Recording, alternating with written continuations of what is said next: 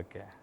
2 cinema okay ಅಂತ ಯಾವುದೋ ಗೌತಮ್ ಇದ್ದಂಗೆ ಹಿಂಗೆ ಮಾಡಿದೆ, ಅದು ಓಕೆ ಅಂತ ಆಯ್ತಾಯಿತು. ಯಾವುದು ನನ್ನ ಫಸ್ಟ್ ಸಿನಿಮಾ ಅಧ್ಯಕ್ಷ ಮಾಡಿದ್ನಲ್ಲ, that is my first blockbuster cinema. ಅದಾದಮೇಲೆ ರನ್ನ ಮಾಡಿದೆ, ಮುಕುಂದ ಮುರಾರಿ ಮಾಡಿದ್ವಿ, ಅದಾದಮೇಲೆ ರ್ಯಾಂಬೋ 2 ಅಂತ ಒಂದು ಸಿನಿಮಾ ಮಾಡಿದೆ. ಸೊ ಹಿಂಗೆ ಕಂಟಿನ್ಯೂಷನ್ಸು ಹೋಗ್ತಾ ಹೋಗ್ತಾ ಆವಾಗ ನಂದಾಗಲಿ ನಮ್ಮ ತರುಣ್ ಆಗಲಿ ಇವರೆಲ್ಲ ನನಗೂ ಬ್ಯಾಕ್ ಸಪೋರ್ಟಾಗಿ ನಿಂತ್ಕೊಂಡ್ರು. ಇಲ್ಲ ಅವನು ಹಿಂಗೆ ಮಾಡೋಣ, ಈ ಥರ ಮಾಡೋಣ, ಹಿಂಗೆ ಮಾಡೋಣ ಅಂತ. ಅದಾದಮೇಲೆ ನಾವು ಪ್ರೊಡ್ಯೂಸ್ ಮಾಡಿದ್ವಿ ಇದು ರ್ಯಾಂಬೋ 2ನ. ನಾವು ಒಂದು 5 ಜನ ಸೇರಿಕೊಂಡು. ಎಸ್ ವೀಕ್ಷಕರೇ, ಇವರು ಬರೀ ಸಿನಿಮಾಟೋಗ್ರಾಫರ್ ಅಷ್ಟೇ ಅಲ್ಲ, ಒಂದು ಸಿನಿಮಾದ ನಿರ್ಮಾಪಕರು ಕೂಡ ಹೌದು, ರ್ಯಾಂಬೋ 2 ಸಿನಿಮಾದ ನಿರ್ಮಾಪಕರು ಕೂಡ ಹೌದು. One of the producer.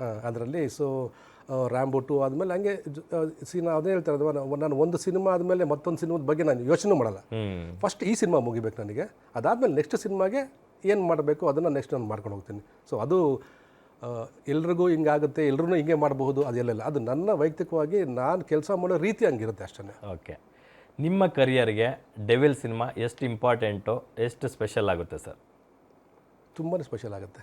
ಯಾಕಂದರೆ ಇವಾಗ ನಾನು ಹೇಳ್ದಂಗೆ ಇವಾಗ ನಿಮಗೆ ರಾಬರ್ಟ್ ಆಗಿರ್ಬೋದು, ನಾವು ಕಾಟೇರ್ ಆಗಿರ್ಬೋದು, ಒಂದೊಂದು ಜಾನರ್ನಲ್ಲಿ ನಾನು ಕೆಲಸ ಮಾಡಿದ್ದೀನಿ. ಓಕೆ.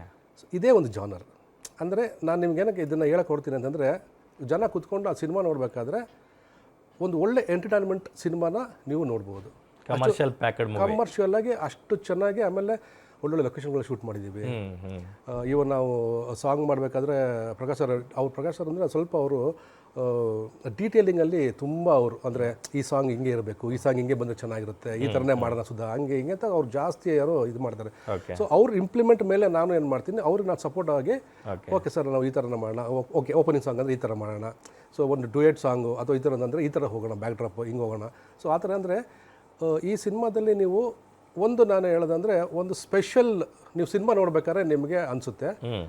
ಆಫ್ಟರ್ ಲಾಂಗ್ ಟೈಮು ಇವನ್ ದರ್ಶನ್ ಸರ್ ಕೂಡ ಮಾಡಿದ್ದಾರೆ. ಸೊ ನಿಮಗೆ ಆ ಸಿನಿಮಾ ನೋಡ್ತಾ ಇರ್ಬೇಕಾದ್ರೆ ನಿಮ್ಗೆ ಅನಿಸುತ್ತೆ ಒಂದು ಸ್ಪೆಷಲ್ ಅಪಿಯರೆನ್ಸ್ ಕೂಡ ಇರುತ್ತೆ, ಒಂದು ಸ್ಪೆಷಲ್ ಬೇರೆ ಬೇರೆ ಥರದ್ದು ನಿಮಗೆ ಅದರಲ್ಲಿ ಕಾಣಿಸುತ್ತೆ. ಯಾಕಂದರೆ ಇವಾಗ ಆಲ್ರೆಡಿ ರಿವೀಲ್ ಆಗಿರ್ತಕ್ಕಂಥ ಸ್ಯಾಂಪಲ್ಸಲ್ಲೇ ಗೊತ್ತಾಗುತ್ತೆ ನಮಗೆ ವಿಂಟೇಜ್ ದರ್ಶನ್ ಅವರ ಒಂದು ಅಪಿಯರೆನ್ಸ್ ಕಾಣಿಸ್ತಾ ಇದೆ.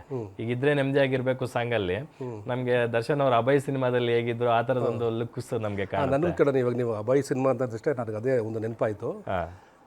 ನಾನು ಅವಾಗ ತಾನೇ ನಾವು ಕಾಟೇರ ಮುಗಿಸ್ಕೊಂಡು ಬಂದಿರೋದು. ಅದರಲ್ಲಿ ಕ್ಯಾರೆಕ್ಟರ್ ಬೇರೆ ನಿಮಗೆ ಗೊತ್ತಿದೆ, ಆ ಕ್ಯಾರೆಕ್ಟರ್ಗೆ ಹೆಂಗಿರಬೇಕು ಅದಕ್ಕೆ ಅವ್ರ ಆ ಮೈಕಟ್ಟು ಆಗಿ ಆ ಬನೀನ್ ಹಾಕೋದು ಮತ್ತೊಂದು ಹಾಕೋದು, ಆ ಕ್ಯಾರೆಕ್ಟರ್ ಚೆನ್ನಾಗಿದ್ದು, ಆ ದಾಡಿ ಗಿಡಿ ಎಲ್ಲ ಬಿಟ್ಕೊಂಡು ಅಂದರೆ ಆ ಇದಕ್ಕೆ. ಸೊ ಈ ಡೆವಿಲಿಗೆ ಬಂದಾಗ ನನಗೆ ಫಸ್ಟ್ ಅಂತ ಅನಿಸಿದಂದರೆ ಇವ್ರನ್ನ ಒಂದು 20 ವರ್ಷ ಅಂದರೆ ಇವಾಗ ಅಭಯ್ ಕೂಡ ಮೋಸ್ಟ್ಲಿ ಅಷ್ಟೇ ಇರ್ಬೋದು ಅಂತ ನಾನು ಅನ್ಕೊಂಡಿದ್ದೀನಿ, ಗೊತ್ತಿಲ್ಲ ನನಗೆ. ಈ ಅಭಯ್ ಮತ್ತು ಗಜ ನನಗೆ ಸಖತ್ ಫೇವ್ರೇಟ್. ಅಂದರೆ ಅವರು ಆ ಲಾಂಗ್ ಹೇರ್ಸು, ಆ ಲುಕ್ ಹೋಗಿಕ್ಕೆಲ್ಲ ನನಗೆ ಸಖತ್ ಫೇವ್ರೇಟ್ ಅದು. ಸೊ ಈ ಥರದ್ದು ಅವ್ರಿಗೆ ಇದ್ರೆ ಚೆನ್ನಾಗಿರುತ್ತೆ ಅಂತ ಅಂದ್ಬಿಟ್ಟು ನಿಜ ಅದನ್ನು ನಾವು ಮೇಕ್ ಓವರ್ ಮಾಡಿ ಅವ್ರನ್ನ ಅದೇ ರೀತಿಯೇ ತೋರಿಸ್ಬೇಕು ಅನ್ನೋದು ನಮ್ಮ ಕೈಯಲ್ಲಿ. ಅದೇ ನಾನು ಹೇಳ್ತಿರೋದು, ನಾವು ಟ್ರೈ ಮಾಡಬೇಕು. That is not without CG ಯಾವುದಿಲ್ಲ. ಆ ಮೇಕ್ ಓವರ್ ಈವನ್ ಕೂಡ ದರ್ಶನ್ ಸರ್ ಕೂಡ ಅದಕ್ಕೇನು ವರ್ಕೌಟ್ ಮಾಡಬೇಕು ಅಂದರೆ ಇವಾಗ ಅಷ್ಟೊಂದು ಅವ್ರು ಸ್ಲಿಮ್ ಆಗಬೇಕು, ಮತ್ತೊಂದು ನಮ್ಮ ಕೂಡ ವರ್ಕೌಟ್ ಮಾಡಬೇಕು. ಅದಕ್ಕೇನು ಮಾಡಬೇಕು ಅನ್ನೋದು ಕೂಡ ಅವರು ಡೇ ಆ್ಯಂಡ್ ನೈಟು ಮಾಡಿದ್ರು. ಹಿಂಗೆ ಮಾಡಿದ್ರೆ ಇದು ಚೆನ್ನಾಗಿರುತ್ತೆ ಬಾಸ್ ಅಂತ ನಾವು ಮಾಡೋದು ಚೆನ್ನಾಗಿ ನಾವು ಮಾಡೋದು ನಾವು ಅಭಿಮಾನಿಗಳಿಗೋಸ್ಕರ ನಾವು ಮಾಡೋದು. ಸೊ ಎಷ್ಟು ಇದಾದರೂ ಕೂಡ ನಾವು ಮಾಡೋಣ ಅಂತ ಅಂದ್ಬಿಟ್ಟು, ಸೊ ಅವರು ಅದಕ್ಕೆ ನಾವು ಏನು ಅಂದ್ಕೊಂಡಿದ್ದೀವಿ ಅವರು ಕೂಡ ಸಪೋರ್ಟ್. ಅದು ಸೂಪರ್. ಸೊ ಇವಾಗ ಅದು ಔಟ್ಪುಟ್ ಎಲ್ಲರೂ ಹೇಳ್ತಾರೆ, ಸೊ ಅವ್ರನ್ನ ನಾವು ಆ ರೀತಿ ನೋಡ್ತಾ ಇದ್ದೀವಿ ಅಂತಂದರೆ ಅದ್ರ ಹಿಂದೆ ಎಲ್ಲರೂ ಶ್ರಮನೂ ಸೇರ್ಕೊಳ್ಳುತ್ತೆ. ಇದ್ರೆ ನೆಮ್ಮದಿಯಾಗಿರಬೇಕು ಸಾಂಗಲ್ಲಿ ಅವರು ರೆಡ್ ಜಾಕೆಟ್ ಹಾಕ್ಕೊಂಡು ಒಂದು ಕಡೆ ಜಿವೆಲ್ ಥರ ಕಾಣ್ತಾರೆ. ಆ ಇಡೀ ಸೆಟ್ಟಲ್ಲಿ ಮಿಡ್ಲಲ್ಲಿ ಏನೋ ಒಂಥರ ಸ್ಪೆಷಲ್ ಅಟ್ರಾಕ್ಷನ್ನು. ಒಂದು ಕಡೆ ಆ ಹೇರ್ಸು, ಮತ್ತೊಂದು ಕಡೆ ಆ ಜಾಕೆಟು, ಆ ಕಾಸ್ಟ್ಯೂಮ್ ವೈಸು ಎಲ್ಲನೂ ತುಂಬ ಚೆನ್ನಾಗಾಗಿದೆ.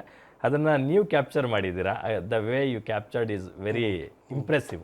ಅದ್ರಲ್ಲಿ ಏನಂದ್ರೆ ಇವಾಗ ನಿಮಗೆ ಎಲ್ಲ ಬ್ಲ್ಯಾಕ್ಸ್ ಮಧ್ಯದಲ್ಲಿ ಒಂದು ರೆಡ್ ಇದ್ದರೆ ಅದು ಹೈಲೈಟ್ ಯಾವಾಗಲೂ. ಅಂದರೆ ರೆಡ್ ಅದನ್ನು ಬ್ಲ್ಯಾಕ್ ಆಗಿ ಅದು ರೆಡ್. ಇವಾಗ ನೀವು ಕೂಡ ಒಂದು ಫುಲ್ ಬ್ಲ್ಯಾಕ್ ಹಾಕಿದ್ರು ರೆಡ್ ನಿಮ್ಗೆ ಹೈಲೈಟ್ ಜಾಸ್ತಿ. ಸೊ ಹಾಗೆಯೇ ಅದರಲ್ಲಿ ಒಂದು ಪ್ಯಾಟ್ರನ್ ಇದೆ. ಏನಂತಂದರೆ ನಿಮಗೆ ಗ್ರೀನ್, ವಾರ್ಮ್, ರೆಡ್ ಇಷ್ಟನ್ನು ಮಿಕ್ಸ್ ಆಗಿಯೇ ನಿಮಗೆ ಅದು ಕಾಣಿಸೋದು. ಅದು ಫಸ್ಟ್ ನಾನೇನು ಅಂದ್ಕೊಂಡಿದ್ದೆ, ಅದು ಫುಲ್ ಅದನ್ನು ವಾರ್ಮ್ ಮಾಡಿದ್ರೆ ನಿಮಗೆ ಜಾಸ್ತಿ ರೆಡ್ ಹೈಲೈಟ್ ಆಗುತ್ತೆ ಅನ್ನೋದು ಮಾಡಿದ್ವಿ. ನೆಕ್ಸ್ಟ್ ನಾನು DL ಕೂತ್ಕೊಂಡಾಗ ಸುಮ್ಮನೆ ಜಸ್ಟ್ ಒಂದು 2 ಪ್ಯಾಟರ್ನ್ ಮಾಡಿ ಪ್ರಕಾಶ್ ಸರ್ ಕಳಿಸಿದೆ. ಪ್ರಕಾಶ್ ಸರ್ ನೋಡಿ ಸರ್ ಇದು 2 ಥರದ ನಿಮ್ಗೆ ಪ್ಯಾಟರ್ನ್ ಇದೆ, ಯಾವುದು ನಿಮ್ಗೆ ಇಷ್ಟ ಆಗುತ್ತೆ ನೋಡಿ. ನನಗೆ 2 ಇಷ್ಟ ಚೆನ್ನಾಗಿದೆ, 2ರಲ್ಲಿ ಯಾವ್ದು ಬೆಸ್ಟ್ ಅಂತ ಕಾಣಿಸುತ್ತೆ ನೀವು ಹೇಳಿ ಅಂತ. ಇಲ್ಲ ಸುಧಾ ಇದನ್ನು ಒಂಥರ 3 ಲೇಯರ್ಸ್ ಆಫ್ ಕಲರ್ಸ್ ಚೆನ್ನಾಗಿ ಕಾಣ್ತಿದೆಯಲ್ಲ, ಇದನ್ನೇ ಇಟ್ಕೊಂಬಿಡೋಣ ಅಂತಂದ್ರು. ಸರಿ ಸರ್ ಅಂತ ಅಂದ್ಬಿಟ್ಟು ಅದಕ್ಕೆ ಅದರಲ್ಲಿ ಕರೆಕ್ಟಾಗಿ ನೀವು ನೋಡಿದ್ರೆ ಎಲ್ಲನೂ ಮಿಕ್ಸ್ ಆಗಿದೆ, ಗ್ರೀನ್, ವಾರ್ಮ್, ರೆಡ್, ಬ್ಲ್ಯಾಕ್ ಅಂತ ಅಷ್ಟೂ ನಿಮಗೆ ಅದರಲ್ಲಿ ಪ್ಯಾಲೆಟ್ಸ್ ಕಾಣುತ್ತೆ ಅದರಲ್ಲಿ. ಸೊ ಅದಕ್ಕೆ ನಿಮಗೆ ನೀವು ನೋಡಬೇಕಾದ್ರೆ ನಿಮಗೆ ಕಾಣಿಸೋ ರೀತಿನೇ ಬೇರೆ ಥರ ಅದು ಕಾಣಿಸುತ್ತೆ ಅದು.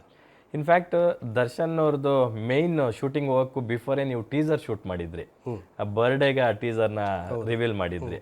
ಅದು ಉಲ್ಟಾ ಶಾರ್ಟ್ಸ್ ಎಲ್ಲ ಇದೆ ಅದರಲ್ಲಿ, ಅದು ತುಂಬ ಲ್ಯಾವಿಶ್ ಆಗಿ ಶೂಟ್ ಮಾಡಿದ್ರಿ. ಆ ಟೀಸರ್ ಶೂಟ್ ಬಗ್ಗೆ ಪರ್ಟಿಕ್ಯುಲರ್ ಆಗಿ ಹೇಳೋದಾದ್ರೆ ಅಂದರೆ ಅದು ಫಸ್ಟ್ ಟೈಮು ನಾನು ಈಗ ಬೋಲ್ಟ್ ಕ್ಯಾಮ್ರಾದಲ್ಲಿ ನಾವು ಅದನ್ನು ಶೂಟ್ ಮಾಡಿದ್ದು. ಸೊ ನನಗೆ ಶೂಟ್ ಮಾಡಿದ್ರೆ ಅದ್ರಲ್ಲಿ ನಾವು ಶೂಟ್ ಮಾಡಿದ್ದೀವಿ ಅಂತ ಅನಿಸ್ಬೇಕು. ನಾನು ಕೆಲವೊಂದು ನೋಡಿದ್ದೆ ಅದರದ್ದು ಎಫೆಕ್ಟ್ ಕಾಣಿಸ್ತಿರ್ಲಿಲ್ಲ. ಯಾಕೆ ಕಾಣಿಸಲ್ಲ ಅಂತಂದರೆ ಅದನ್ನು ತೆಗೆಯೋ ರೀತಿನಲ್ಲಿ ಸ್ವಲ್ಪ ಅದನ್ನು ಕರೆಕ್ಟಾಗಿ ನಾವು ಮಾಡಿದ್ರೆ ಯಾರು ನೋಡಿದ್ರು ಅನ್ಕೊಂತಾರೆ ಇದು ಹೊರಟು ಹೌದು ಬೋಲ್ಟಲ್ಲಿ ಶೂಟ್ ಮಾಡಿರೋದು. ಅಂದರೆ ಅದ್ರ ಡೈಮೆನ್ಷನ್ನೇ ಬೇರೆ.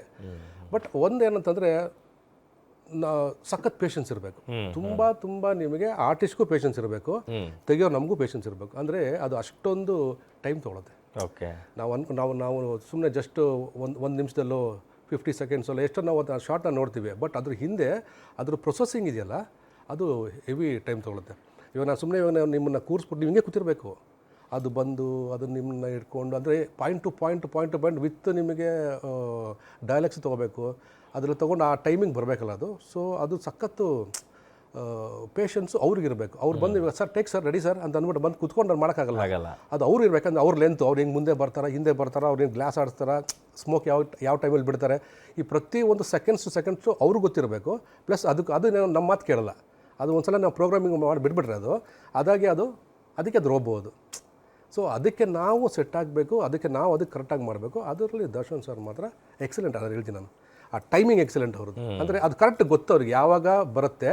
ಅಕಸ್ಮಾತ್ ಏನಾದರೂ ಅದು ಮರ್ತರು ಇವ್ರು ಅದನ್ನು ಬ್ಯಾಲೆನ್ಸ್ ಮಾಡಿ ಹೆಂಗೆ ಮಾಡಬೇಕು ಅನ್ನೋದನ್ನು ಕರೆಕ್ಟ್. ನೀವು ಅದನ್ನು ನೋಡಿ ಅವ್ರನ್ನ ಆ ಗ್ಲಾಸ್ ಹಿಂಗೆ ಆಡಿಸ್ತಿರ್ತಾರಲ್ಲ ಬಲ್ಬ್ ಬರ್ತಿರ್ತಾರೆ, ಅಲ್ಲಿ ಬಂದರೆ ಸಿಗರೇಟು ಅದು ಕರೆಕ್ಟ್ ಟೈಮಿಂಗ್ ಸಿಗರೇಟ್ ಹೊಡಿಬೇಕು, ಇಲ್ಲ ಹೋಗ್ಬಿಡ್ತದ್ದು.